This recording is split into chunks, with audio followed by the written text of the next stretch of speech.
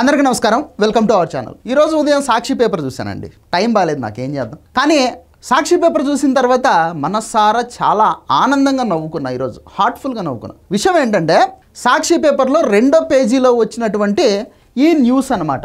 హామీలని గాలికి వదిలేసి ప్యాలెస్లు కట్టుకుంటున్న చంద్రబాబు నాయుడు అని చెప్పేసి భారతి మేడం చాలా చక్కగా వంటను వండించి అందులో పెట్టడం జరిగిందనమాట. సో నాకు అర్థం కాలేదు ఒక సెకండు. జగన్మోహన్ రెడ్డి గారు ముఖ్యమంత్రిగా ఉన్నప్పుడు తాడేపల్లి ప్యాలెస్లో 5 సంవత్సరాల పాటు ఎగ్ పఫ్ఫులు తినుకుంటా పబ్జీలు ఆడుకుంటా పండుకున్నాడు. ఆ రోజు ఎవరు అడగల, పరిపాలన చేయడం ఎగ్గొట్టి నువ్వు ప్యాలెస్లో పఫ్ఫులు తినుకుంటా పండుకున్నావు అని చెప్పేసి. ఎందుకంటే ఎవరైనా అడిగినా కూడా ఆయన గారు వినడు, మార్చుకోడు తన పద్ధతిని అని అందరికీ క్లారిటీ ఉంది. కాబట్టి ఇతగానికి 2024 ఎలక్షన్లలో ఉద్వాసన పలుకుదామనేటటువంటి ఉద్దేశంతో ఎవరు అడగల. కానీ ఈరోజు చంద్రబాబు నాయుడు గారు ముఖ్యమంత్రి అయిన తర్వాత ఆయన ఒక పక్క పరిపాలన చేసుకుంటా ఉన్నాడు, ఇంకొక పక్క అడ్మినిస్ట్రేషన్ని ఆయన మెయింటైన్ చేస్తూ ఉన్నాడు, ఇంకొక పక్క రాష్ట్రాన్ని జగన్మోహన్ రెడ్డి చేసినటువంటి గాయం నుంచి బయటికి తీసుకొచ్చి ఆ గాయాన్ని మొత్తం మాన్పి అభివృద్ధి పదంలోకి తీసుకురావాలని చెప్పేసి ఆయన వయసుకి శక్తికి మించి ఆయన పనిచేస్తూ ఉన్నాడు.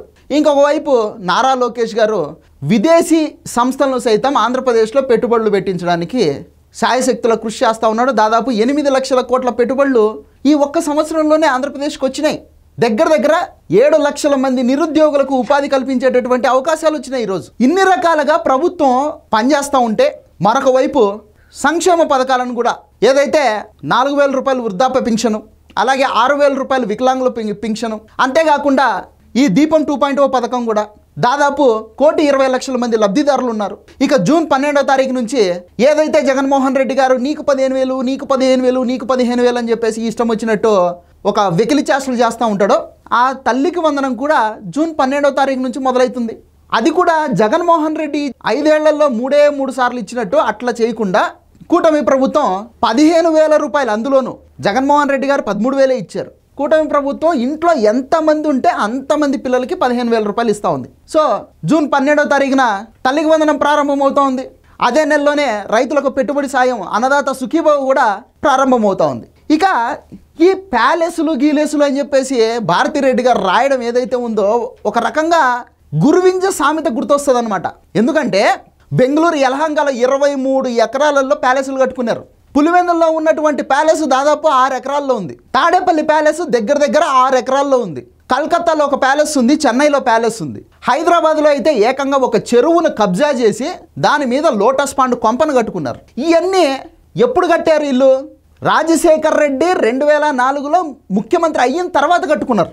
మీకు ఓపెన్గా చెప్పాలంటే రాజశేఖర్ రెడ్డి అధికారాన్ని అడ్డం పెట్టుకొని ఇష్టానుసారంగా దొంగ కంపెనీలు పెట్టి ఎట్లా పడితే అట్లా ఆర్థిక దోపిడీలకు పాల్పడి ఆ డబ్బులతో ఈ ప్యాలెస్లన్నీ కట్టుకున్నారు వీళ్ళు. అంతకుముందు వీళ్ళకి ప్యాలెస్లు ఎక్కడా లేవు. పులివెందుల్లో ఒక ఇల్లు ఉండేది, హైదరాబాద్లో ఒక ఇల్లు ఉండేది. 2004 ఎలక్షన్లలో కూడా రాజశేఖర్ రెడ్డి ఎలక్షన్ ఖర్చులకు డబ్బులు లేక అప్పటికి ముఖ్యమంత్రిగా ఉన్నటువంటి చంద్రబాబు నాయుడు గారి దగ్గర హైదరాబాద్లో ఉండేటటువంటి ఇంటిని అమ్ముకోవడానికి పర్మిషన్ అడిగాడు, కొంచెం ల్యాండ్కి సంబంధించి ఏదో డిస్ప్యూట్ ఉంటే. అటువంటి స్థితి నుంచి ఇన్ని ప్యాలెస్లు కట్టుకునే స్థాయికి వచ్చారు. ఒకసారి ఇది చూడండి, ఇదే బెంగళూరు ప్యాలెస్ అనమాట. మొత్తం 23 ఎకరాలు ఉంటుంది. ఈ వైట్ హౌస్లో దాదాపు 280 బెడ్రూమ్లు ఉంటాయి, 2 థియేటర్లు ఉంటాయి, అలాగే ఒక హెలీప్యాడ్ ఉంటుంది, అలాగే 4 స్విమ్మింగ్ పూల్స్ ఉంటాయి. మొత్తం 12 ఫ్లోర్లు. ఇది ఎక్కడి నుంచి వచ్చింది ఈ వైట్ హౌస్? ఎవరి ద్వారా వచ్చింది? ఇదే మనందరికీ తెలిసినటువంటి తాడేపల్లి కొంప. ఇదే సూపర్ స్టార్ మహేష్ బాబు వాళ్ళ చిన్న అన్న ఘట్టంనేని ఆదిశేషగిరిరావు పాపం ఎంతో ముచ్చటపడి కట్టుకున్నటువంటి ఇల్లు. ఆయనకి విజయవాడ ఎంపీ సీట్ ఇస్తానని చెప్పేసి ఆశ పెట్టి మభ్యపెట్టి ఆ ఇంటిని రాయించుకొని అమరావతి రైతుల దగ్గర ఏం చెప్పాడంటే, నేను ఇల్లు కట్టుకున్నాను, ఈయన్నే ఉంటాను, అమరావతిలోనే ఉంటాను కాబట్టి అమరావతి రాజధాని అని చెప్పేసి నమ్మించి అటు రాజధాని రైతులను, ఇటు సూపర్ స్టార్ మహేష్ బాబు వాళ్ళ చిన్నానని అందరినీ మోసం చేసి లాగేసుకున్నటువంటి రాజసౌధం అనమాట. ఇందాక నేను చెప్పాను చెరువును కబ్జా చేసుకొని కొంప కట్టుకున్నాడని. ఇది దీని మీద సిలువ బొమ్మ చూడండి. ఈయన గారు మళ్ళీ పెద్ద నేను హిందూ ధర్మ పరిరక్షకుణ్ణి, నేను శ్రీరాముణ్ణి అని చెప్పేసి సోది కబుర్లు చెప్తూ ఉంటాడనమాట. ఇది ఒక చెరువును కబ్జా చేసి కట్టుకున్నటువంటి కొంప. రేవంత్ రెడ్డికి కనుక చిత్తశుద్ధి ఉంటే ఫస్ట్ ఈ కొంపను కూల్చాలి. ఇక ఇది పులివెందుల్లో జగన్మోహన్ రెడ్డి గారు కట్టుకున్నటువంటి రాజసౌధం. ఇవన్నీ దొంగ కంపెనీలలో అడ్డగోలుగా వచ్చి పడినటువంటి డబ్బులతో కట్టుకున్నటువంటి ఇల్లు, ప్యాలెస్లు. చంద్రబాబు నాయుడు కానీ నారా భువనేశ్వర్ గారు కానీ వాళ్ళేమి దొంగ కంపెనీలు పెట్టి అడ్డగోలుగా సంపాదించినటువంటి డబ్బులతో వాళ్ళు ఇల్లులు కట్టుకోవడం లేదు. చంద్రబాబు నాయుడు గారు నందమూరి కుటుంబానికి అల్లుడు కాకముందే ఆయన ఒక ఎమ్మెల్యే, సినిమాటోగ్రఫీ మినిస్టర్ కూడా. నందమూరి కుటుంబంలోకి చంద్రబాబు నాయుడు గారు ఎంటర్ కాకముందే నందమూరి తారక రామారావు అనేటటువంటి వ్యక్తి తెలుగు రాష్ట్రాలలో ఒక సూపర్ స్టార్, ఆర్థికంగా చాలా బలంగా ఉన్నాడు.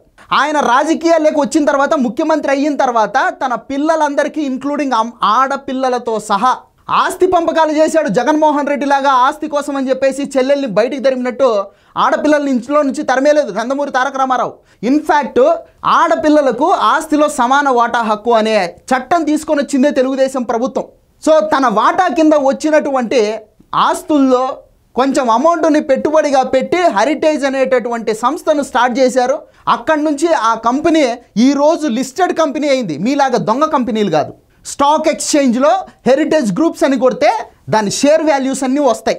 ఏది? Jagati publications, Indira televisions, Sandur power ప్లాంట్లు, బ్రహ్మిణి స్టీల్స్, సరస్వతి పవర్ ప్లాంట్లు, వీటి గురించి స్టాక్ ఎక్స్చేంజ్లో కొట్టండి, వస్తుందేమో? రాదు. ఎందుకంటే ఇది దొంగ కంపెనీలు కాబట్టి. ఇది లిస్టెడ్ కంపెనీ. ప్రతి సంవత్సరం గవర్నమెంట్కి ట్యాక్స్ కడతా ఉన్నారు. దేశంలో ఏ రాజకీయ నాయకుడు కూడా వాళ్ళకు వచ్చినటువంటి ఆస్తులు కావచ్చు, ఆదాయాలు కావచ్చు, పబ్లిక్గా ప్రజల ముందు చెప్పినటువంటి పాపాన బోలా. ఒక్క నారా లోకేష్ మాత్రమే ప్రతి సంవత్సరం తమ ఆదాయాన్ని ప్రజల ముందు బహిరంగంగా చెప్తా వస్తూ ఉన్నాడు. ఏనాడన్నా మీరు చెప్పుకున్నారా మాకు ఇంత ఆస్తి ఉంది, మాకు ఇంత ఆదాయం ఉందని చెప్పేసి? జగన్మోహన్ రెడ్డి, భారతిరెడ్డి మీరు ప్యాలెస్ల గురించి మాట్లాడతారా? అడ్డగోలుగా దోచుకొని ఇష్టానుసారం ఊరికో ప్యాలెస్లు కట్టుకొని ప్రజల సొమ్మును కూడా ఇష్టం వచ్చినట్టు 600 కోట్లు ఖర్చు పెట్టి వైజాగ్లో ఋషికొండ కొండను గుండు కొట్టేసి ప్యాలెస్లు కట్టుకొని కులుకుదామని చెప్పేసి ప్లాన్లు వేసిన దొంగలు మీరు ప్యాలెస్ల గురించి రాస్తారా? గురువింజ సామెత అనేది ఒకసారి గుర్తు తెచ్చుకోండి. మనస్సాక్షి అనేది ఉంటే ఇట్లాంటి తప్పుడు రాతలు రాయరు. చంద్రబాబు నాయుడుకు ఆంధ్రప్రదేశ్లో ఇల్లే లేదు, కుప్పంలో ఇల్లే లేదు, నాన్ రెసిడెంట్ అని చెప్పేసి ఇష్టానుసారం నోటికి ఏది పడితే అది వాగింది మీరే. 42 సంవత్సరాలుగా కుప్పం నియోజకవర్గాన్ని ప్రాతినిధ్యం వహిస్తూ ఉన్నటువంటి ముఖ్యమంత్రి చంద్రబాబు నాయుడు గారు తన సొంత నియోజకవర్గంలో ఇల్లు కట్టుకుంటే ఏడుస్తూ ఉండేది మీరే. చంద్రబాబు నాయుడుకు అమరావతిలో సెంటు భూమి కూడా లేదు, మేము ఏకంగా ప్యాలెస్సే కట్టినాము కాబట్టి అమరావతి రాజధానిగా ఉంటుంది అని చెప్పేసి ఇష్టానుసారం వాగింది మీరే. ఈరోజు అదే అమరావతిలో చంద్రబాబు నాయుడు ఇల్లు కట్టుకుంటా ఉంటే మళ్ళా ప్యాలెస్ అని చెప్పేసి ఏడుస్తూ ఉండేది మీరే. హైదరాబాద్లో మీకు ఇల్లు లేదా, మీకు ప్యాలెస్ లేదా?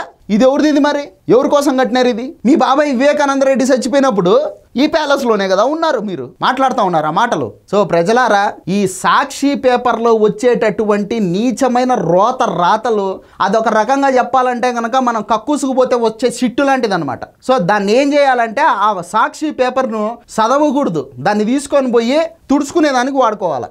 దీనికి మాత్రమే వాడండి, అప్పుడే మనం ప్రశాంతంగా ఉండగలుగుతాం. అది దానికి మాత్రమే పనికొస్తుంది. సిట్టు తుడుచుకునేదానికి పనికి వచ్చేదే సాక్షి పేపర్. క్వాలిటీ కూడా బాగుంటుందంట. సో ఇది వీడియో. ఈ వీడియో నచ్చితే లైక్ చేయండి, సబ్స్క్రైబ్ చేయండి, షేర్ చేయడం మాత్రం మర్చిపోద్దు. Thank you.